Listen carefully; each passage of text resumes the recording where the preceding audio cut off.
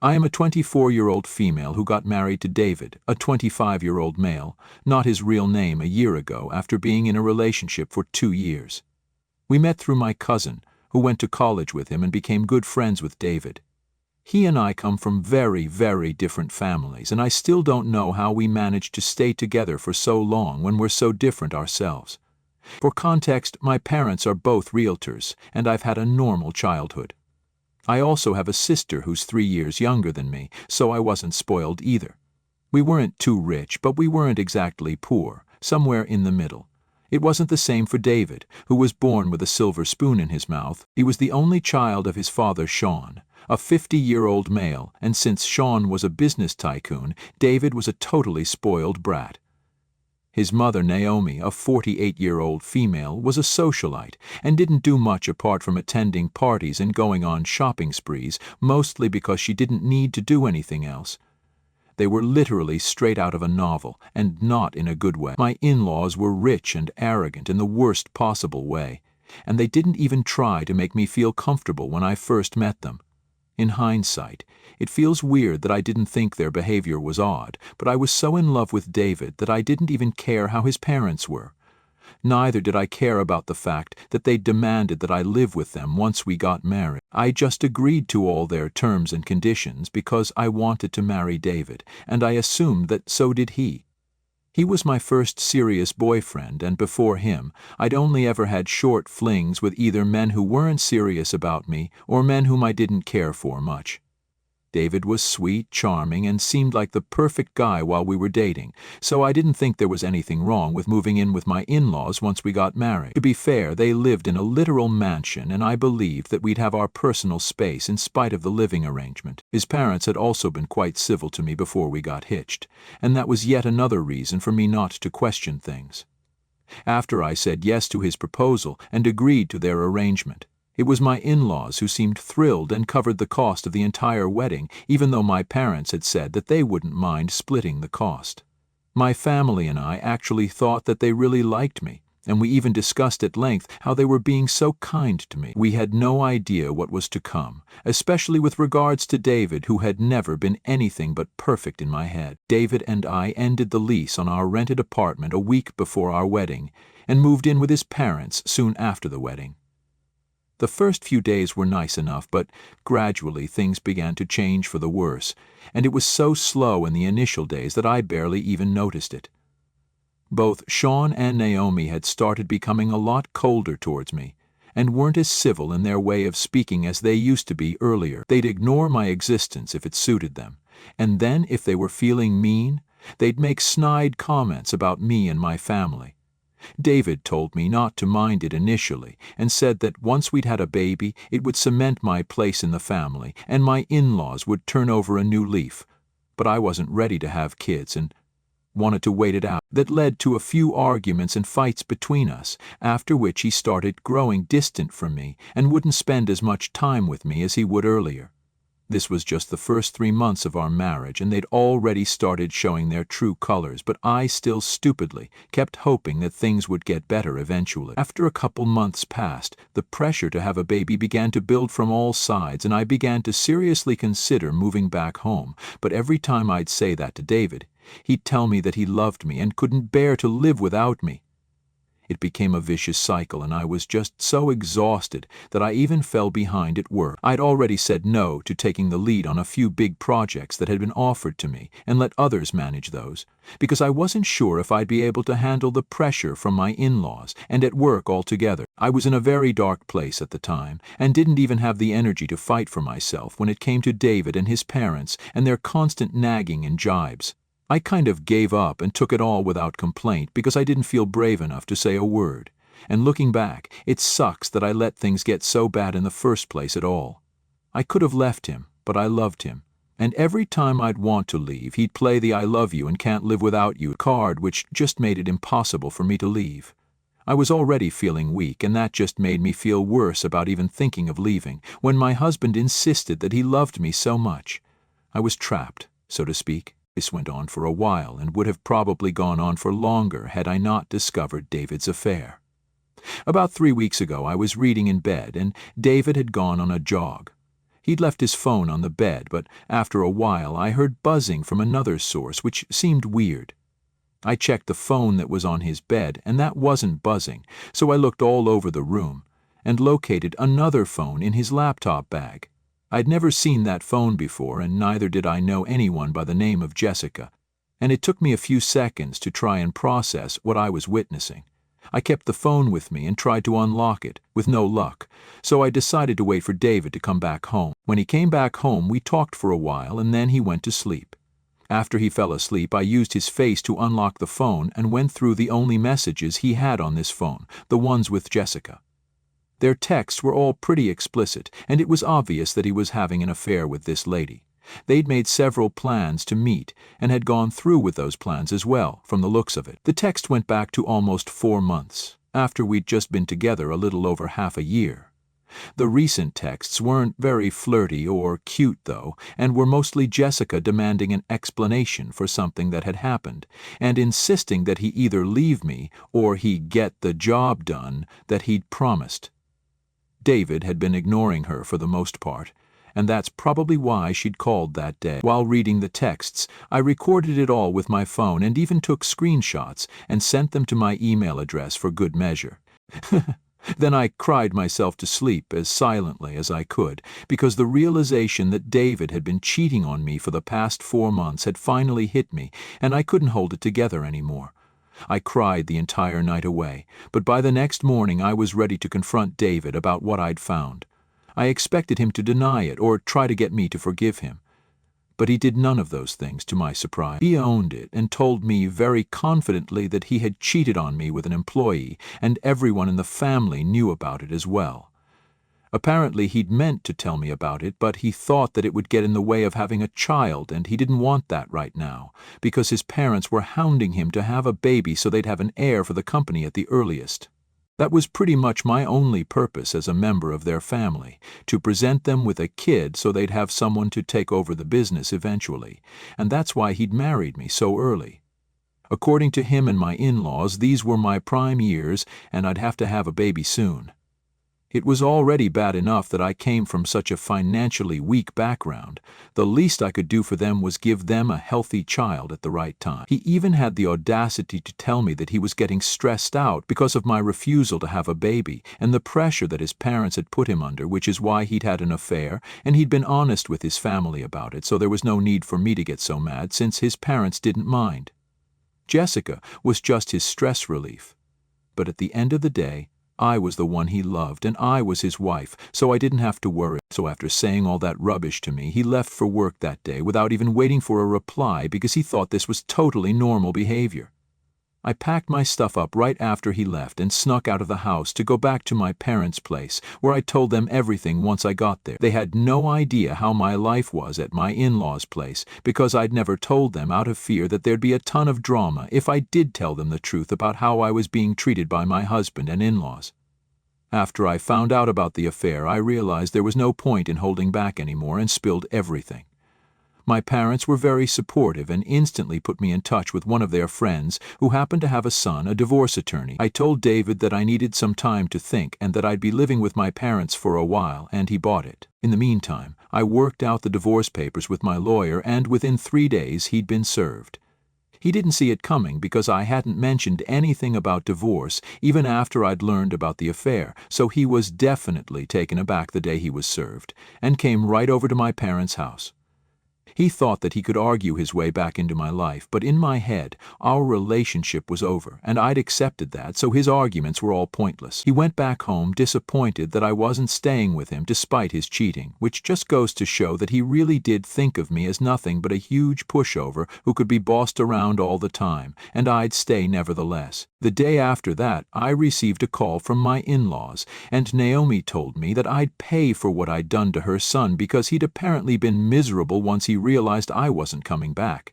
She told me that I'd made her son cry, and that's why they'd make sure that I was absolutely destroyed in court. I told them I could handle it and then blocked them, but that was just all talk. I knew they were rich and influential people, so picking a fight with them wasn't exactly in my best interest. After contemplating for a couple of days, I decided to take a leap of faith and get in touch with Jessica. I remembered that they hadn't been on good terms in the recent past, judging by their texts, and I hoped that she'd be willing to help me out. After a lot of stalking, I found out that Jessica was actually an employee where David worked. Sean was the founder and CEO of the company, and David was the COO of the same company. Jessica worked under David, which I found out from their website. Once I found her social media account, I decided to text her and ask her to meet me because I didn't think these things were appropriate to be discussed in the text. She agreed, and we met at a nearby cafe about a week ago.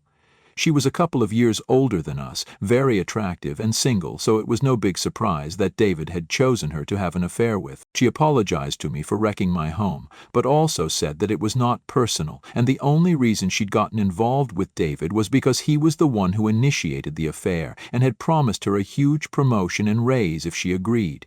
So for her, it was mostly greed and ambition that allowed her to forget that David was a married man and continue the affair with him.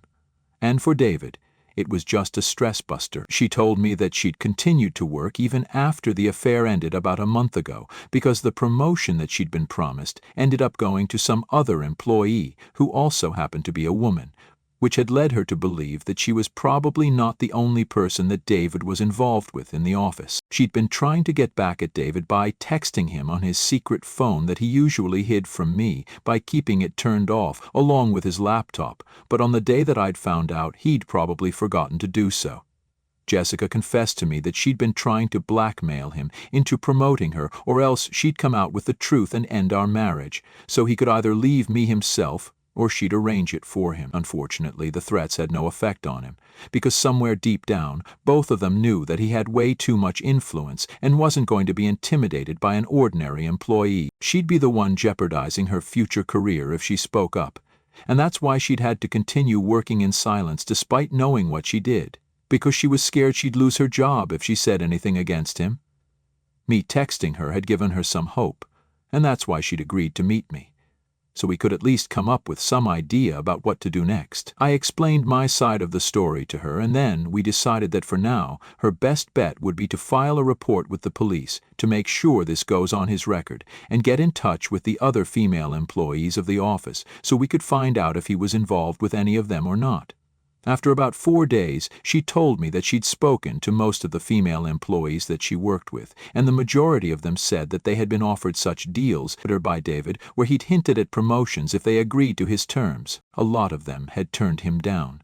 But another woman, the one who had been promoted, told us that she'd had an affair with not only David but also Sean, and when she'd heard that Jessica was about to receive the promotion over her, she dropped by at their house to confront them in person. I wasn't at home at the time and had been away with a few of my friends, so I hadn't witnessed this incident personally. But she told me that when she'd confronted the two men, Naomi had actually physically attacked her and slapped her senselessly. She'd pinned her down to the floor with Sean's help, while David yelled at them to stop, but didn't actually do anything to stop them physically. They'd hurt her pretty badly, and she went home with scratches and bruises all over because of how vicious Naomi had been, while screaming at her like crazy and accusing her of being an immoral homewrecker. Once she got home, she called David and told him that she was going to complain to the cops. But he pacified her and told her that he'd make sure she got the promotion she deserved, as long as she kept the affairs quiet, so in exchange for that, she agreed. But even now, Sean had continued to verbally abuse her and treat her like crap when no other employees were around. She'd stayed quiet for the same reason as Jessica, because she knew how powerful these people were, and she didn't want to invite trouble for herself for no reason. In addition to that, she also didn't have any proof of the attack itself, so she couldn't come out and accuse Naomi because she knew they'd destroy her. When she said that, I finally remembered something I'd done ages ago, back when David and I had started fighting over when to have a baby. When nobody was at home, not even the housekeeper, I'd had CCTV cameras with recorders installed in every room of the house, because I'm a generally paranoid person, and things were so bad at the time that I'd started considering divorce but hadn't left. I'd installed the cameras so I'd have proof of the kind of mistreatment I was going through for the divorce to make it easier, but then I'd forgotten about it because things were so bad. When I was told that she didn't go to the police because she had no proof of the attack, I decided to finally log into the system and check out the footage from the date she'd mentioned, and luckily the cameras had captured every single thing. It was horrifying to watch Naomi attack her while Sean helped her out and my husband just stood by, doing the bare minimum but not actually bothering to physically intervene. I knew they were horrible people, but this was way too much for even me to stomach, and even talking about this right now makes me feel so uncomfortable. Once I found the footage, I forwarded it to the two women and told them to go report everything to the cops, which they did. And a few days ago, my husband and in-laws were all arrested for the things they'd done, and I couldn't have been happier about it. It was David's lawyer who called me and told me about it because apparently David had said that he wanted to speak to me. They were all being detained in prison until the trial started, but I had no intention of going to visit him. When I told his lawyer that I wasn't interested in seeing him again, the man literally lashed out at me and called me all sorts of degrading names. It wasn't surprising because David and his lawyer were actually childhood friends, but for him to take things so personally was a little surprising for me. He accused me of using and manipulating David's co-workers so that it would be easier for me to get what I wanted in the divorce settlement, which made me just as bad as him, if not more, since even I was using people for my own gain. I didn't know what to say to him, so I just hung up without arguing. But now that I think of it, it kind of does make sense. After all, I did push Jessica, the other woman, and God knows how many other employees into something that would definitely affect their future and their careers, all because I didn't want my divorce to go awry, and I was too scared to go up against my in-laws all by myself. I keep trying to convince myself that everything will work out fine for everyone involved, but I don't know that for sure, and so if things don't go well for Jessica and the others, that'll be my fault, and I'll never be able to forgive myself for it. On the other hand, I also don't think it's a bad thing that they're in jail right now, because they're all pretty messed up people and don't deserve to roam around freely because there's no telling whose life they might ruin next. I could talk about this to my friends and family, but they'd side with me, and that's why I've turned to Reddit for an honest and unbiased verdict. Am I the a-hole for pushing my husband's employees to report him so that I have more leverage over him to work with for our upcoming divorce settlement? Update 1. I didn't expect this post to blow up the way it did, and the support had been overwhelming, so I've had to take my time to process things. I'm also going through a divorce right now, so things have been pretty messy. I have, however, been going through the comments and the messages that you guys have sent, and I'm really thankful for your kind words. It makes it a lot easier for me to deal with my current life right now. I don't know how long this process is going to take, because right now we're still in the early stages of negotiations for the settlement and alimony, but I'm hopeful that things will get easier and better slowly but surely. And there's also the ongoing trial regarding David, where quite a few ex-employees have also come out and spoken up against him. It's pretty scary that these things happened, and I had no clue about it at all. My cousin who introduced me to him heard about this in the local news and reached out to me to apologize for even introducing me to such a horrible man and an even worse family.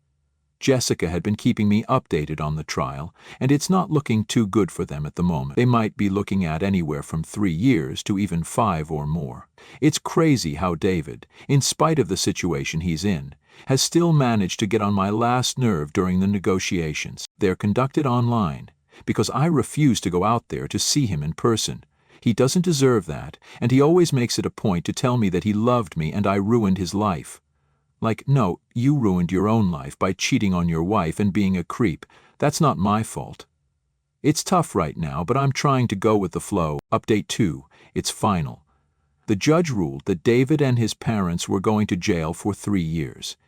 He was able to wiggle out of a more strict punishment because at least the relationships were consensual, even though it was still basically exploitation of his employees.